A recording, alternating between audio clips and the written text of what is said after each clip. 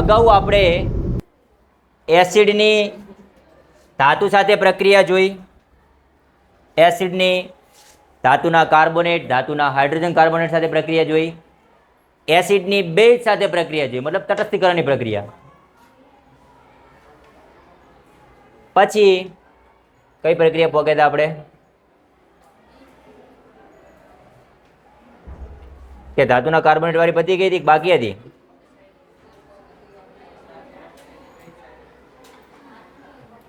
તમારા ક્લાસમાં કેટલા હતા?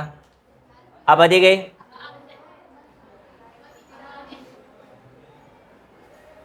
પછી એના પછીની ધાત્વીય ઓક્સાઇડની આપણે એસિડ સાથે પ્રક્રિયા જોઈ હતી અને છેલ્લે એ પણ તારણ જોયું હતું કે અહીંયા નિપજ જે મળતી હતી એ ક્ષાર અને પાણી મળતું હતું. આથી આપણે કહી શકીએ કે જો ધાત્વીય ઓક્સાઇડની એસિડ સાથે પ્રક્રિયા કરો અને નિપજ ક્ષાર અને પાણી મળે, એનો મતલબ જો આ એસિડ હોય તો આ શું હોય? બેઝ. ધાતુનો ઓક્સાઇડ શું હોય? બેઝ હોય. શું હોય પાછળવાળા મિત્રો? શું હોય? ઓકે. તો ધાતુના ઓક્સાઇડના નામ આવડતા હશે ને તમને? ધાતુના ઓક્સાઇડના નામ આવડે છે? બોલો. તમને એમ કે સાહેબ વિડીયો બનાવે, સાહેબ બોલવાના છે જ નહીં. तेरा तो गेम बजाना पड़े. બોલાય જ નહીં. હવે તો આગળ લાવીશ, યુટ્યુબમાં મૂકીશ, તમારા બધાના મોઢા બતાવીશ કે અમારા આવા હોનહાર ને ધુરંધર વિદ્યાર્થીઓ પણ છે गजब बेइज्जती है. કે જે સાહેબ ભણાવે ત્યારે પાછળ વાતો કરે છે. હે रुको जरा, सबर करो. તોય આ તો શું કહે છે ખબર છે? હાલો કે એક વિડીયો બતાવે એમાં હું આવું છું કે અમારા સાહેબ मस्त जोक मारा रे. ये हंस रे हलकट हंस. એમાંય ગર્વ લે છે. ચલો મારે એડવર્ટાઇઝ થઈ જાય છે. समझ रहे हो? समझ रहे हो आप? समझ रहे हो ना? પછી આપણે જોઈએ હવે અધાત્વીય ઓક્સાઇડની એસિડ નહીં પણ બેઝ સાથે. કોના સાથે? હવે આટલી પીડીએફ બનાવી છે બરોબર, તો થોડું ઘણું લખાણમાં ભૂલ થઈ જાય, કેમ કે આટલી મોટી પેલા 30-40 પેજની પીડીએફ હવે મારે જ બનાવવાની. આપણા માટે કોઈ એડિટર છે નહીં, કોઈ એક્સ્ટ્રા કોઈ માણસ રાખ્યો નથી કે આપણને ટાઈપ કરીને આપે, જાતે જ બનાવવાની છે બરોબર. તો બડે બડે શહેરો મેં છોટી છોટી બાतें હોતી રહેતી है. તો અધાત્વીય ઓક્સાઇડની કોના સાથે પ્રક્રિયા? બેઝ સાથે પ્રક્રિયા અહીંયા લેવાની છે બરોબર. એસિડ સાથે નહીં પણ કોના સાથે? બેઝ સાથે. જો તમે આ પીડીએફમાં જોઈને લખો ને તો ધ્યાન રાખજો, એસિડ ના લખી નાખતા. શું લખજો? બેઝ લખજો. તો અગાઉ આપણે જોયું કે કાર્બન ડાયોક્સાઇડની કેલ્શિયમ હાઇડ્રોક્સાઇડ સાથે પ્રક્રિયા થતી હતી, એમાં આપણે ચેક કરી દીધું. યાદ છે કઈ પ્રક્રિયા? જ્યારે ધાતુની અથવા એસિડની એક ધાતુના કાર્બોનેટ સાથે પ્રક્રિયા કરતા હતા ત્યારે આપણને શું નિપજ મળતી હતી ખબર છે? ક્ષાર, પાણી અને કાર્બન ડાયોક્સાઇડ. ક્ષાર, પાણી અને કાર્બન ડાયોક્સાઇડ. અહીંયા જે કાર્બન ડાયોક્સાઇડ ઉત્પન્ન થતો હતો એને આપણે કીધું હતું કેલ્શિયમ હાઇડ્રોક્સાઇડ, એટલે ચૂનાના પાણીમાંથી પસાર કરવામાં આવે છે. પછી એમાંથી ઉત્પન્ન થતો હતો કેલ્શિયમ કાર્બોનેટ. ફરી એકવાર એને એના ઉપરથી કાર્બન ડાયોક્સાઇડ પસાર કરતા આરસ પાણ ચોક એટલે કે પાણીમાં દ્રાવ્ય કેલ્શિયમ કાર્બોનેટ મળતો હતો. એ જે કોનું સૂત્ર બતાવતો હતો? એ આરસ પાણ ચોક ચૂનાનો પથ્થર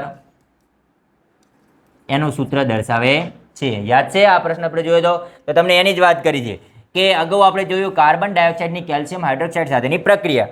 અહીં કાર્બન ડાયોક્સાઇડ એટલે શું? કાર્બન અધાતુ છે. કાર્બન શું છે? અધાતુ. અને કાર્બન ડાયોક્સાઇડ એટલે અધાતુનો ઓક્સાઇડ. કોઈ પણ તત્વની પાછળ ઓક્સિજન જોડાય એનો ઓક્સાઇડ કહેવાય. ધાતુની પાછળ જોડાય તો ધાતુનો ઓક્સાઇડ. જેમ કે સોડિયમની પાછળ ઓક્સિજન જોડાય તો એને સોડિયમ ઓક્સાઇડ કહીએ છીએ. કહીએ છીએ કે નહીં? કેલ્શિયમ ઓક્સાઇડ કહીએ છીએ, magnesium oxide, zinc oxide, copper oxide કહીએ છીએ કે નહીં? પણ એ બધા ધાતુ હતા. અહીંયા આપણને વાત કરી છે અધાતુ. કોણ? અધાતુ. Carbon, nitrogen, oxygen, phosphorus, sulphur, આ બધા કોણ છે? અધાતુ. આ બધા કોણ છે? અધાતુ. આમના ઓક્સાઇડ મતલબ કાર્બનનો ઓક્સાઇડ, કાર્બન ડાયોક્સાઇડ. અધાતુનો ઓક્સાઇડ કહેવાય કે ના કહેવાય? ઓકે. તો અધાતુના ઓક્સાઇડની પ્રક્રિયા કોના સાથે કરવાની છે આપણે? બેઝ સાથે. દાખલા તરીકે ચલો આ કાર્બન ડાયોક્સાઇડ એટલે અધાતુનો ઓક્સાઇડ કહેવાય. અને કેલ્શિયમ હાઇડ્રોક્સાઇડ CaOH2 આ કોણ છે? બેઝ. આ સંયોજન શેનું છે? બેઝનું છે. તો જો કાર્બન ડાયોક્સાઇડ વત્તા CaOH2 આ પ્રક્રિયા તો આપણે અગાઉ પણ જોઈ, જેમાં નિપજ તરીકે આપણને શું મળતું હતું? કેલ્શિયમ કાર્બોનેટ પાણીમાં દ્રાવ્ય. ચલો એક પ્રક્રિયા લઈ લઈએ ફરી એકવાર. કાર્બન ડાયોક્સાઇડ પ્લસ CaOH2 અધાતુનો ઓક્સાઇડ પ્લસ બેઝ, અધાતુનો ઓક્સાઇડ પ્લસ બેઝ. આમની પ્રક્રિયા કરતા હતા ત્યારે કેલ્શિયમ કાર્બોનેટ પ્લસ H2O મળતું. સંતુલિત કરવો હોય તો કરી જોજો, થતા હોય તો. જો Ca એક છે, એક Ca છે, કાર્બન ડાયોક્સાઇડ ને એક ઓક્સિજન આમાંથી લઈ લીધું એટલે CO3 થઈ ગયા. એટલે અહીં કણ વધ્યા 2 હાઇડ્રોજન ને 1 ઓક્સિજન એટલે કે પાણી બની ગયું. પ્રક્રિયા સંતુલિત જ છે. તો જો અધાતુનો ઓક્સાઇડ પ્લસ બેઝ વચ્ચે પ્રક્રિયા કરી તો નિપજ શું મળ્યું? આને કહેવાય ક્ષાર અને આને કહેવાય પાણી. ધાતુના ઓક્સાઇડની એસિડ સાથે પ્રક્રિયા કરતા હતા તો પણ ક્ષાર અને પાણી મળતું હતું. અધાતુના ઓક્સાઇડની બેઝ સાથે પ્રક્રિયા કરી તો એ ક્ષાર અને પાણી મળ્યું. એસિડની બેઝ સાથે પ્રક્રિયા કરતા તો પણ શું મળતું હતું? ક્ષાર અને પાણી. આનો મતલબ એવો થયો, જો આ બેઝ હોય તો આ શું હોય? એસિડ હોવો જોઈએ. કેમ? કેમ કે આપણે તટસ્થીકરણની પ્રક્રિયામાં જાણીએ છીએ કે એસિડ વત્તા બેઝ હોય તો આપણને નિપજ શું મળે? ક્ષાર અને પાણી. અને અહીંયા પણ નિપજ આપણને શું મળી? ક્ષાર અને પાણી. એમાંનો એક હતો પ્રક્રિયક બેઝ, તો પછી બીજો પ્રક્રિયક શું હોવો જોઈએ? એસિડ હોવો જોઈએ. તો અહીંયાથી આપણે કહી શકીએ કે અધાતુનો ઓક્સાઇડ કયો સ્વભાવ ધરાવે છે?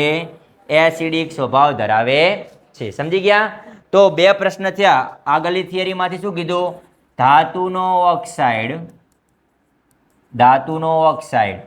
હવે ધાતુનો ઓક્સાઇડ મતલબ કોણ કોણ હોઈ શકે? સોડિયમનો ઓક્સાઇડ, મેગ્નેશિયમનો oxide, copper oxide, potassium oxide, જે પણ ધાતુ હોય એનો ઓક્સાઇડ. સમજી ગયા? ધાતુ કયા કયા? તો અગાઉ આપણે જોયા હતા, ખબર છે? Sodium, potassium, calcium, magnesium, aluminium, zinc, iron, આ બધા જોયા હતા કે નહીં? આ બધા કોણ હતા? પેલી સિરીઝ જોઈ હતી આપણે, ઓસો કે મને એલર્જી આવેલ છે કે નહીં? એ બધા કોણ હતા? ધાતુ હતા. કોણ હતા? અધાતુ મેં હાલ તમને લખીને બતાવ્યા. કોણ કોણ? Carbon, nitrogen, oxygen, phosphorus, sulphur. આ બધા કોણ છે? અધાતુ. આમના ઓક્સાઇડ લો. Carbon monoxide, carbon dioxide, carbon trioxide, nitrogen dioxide, nitrogen oxide, sulphur dioxide. આ બધા કોણ છે? અધાતુના ઓક્સાઇડ છે. બરોબર? અધાતુના ઓક્સાઇડની કોના સાથે પ્રક્રિયા કરવાની? બેઝ. બેઝ મતલબ કોણ? NaOH, KOH, CaOH2, MgOH2 આ બધા બેઝ છે. એમના સાથે પ્રક્રિયા કરો એટલે નિપજ મળશે ક્ષાર અને પાણી. આથી કહી શકાય કે અધાતુના ઓક્સાઇડ એ એસિડ સ્વભાવ ધરાવે છે અને ધાતુના ઓક્સાઇડ બેઝ સ્વભાવ ધરાવે છે. કયો સ્વભાવ ધરાવે છે? બેઝ. ઓકે, તો આ 2 હતા અલગ પ્રશ્ન. 2 પ્રશ્ન આપણે દર્શાવ્યા છે. બરોબર? હું પેલા સીધી ઊભી રહે, પછી હું તને હરખું કરું.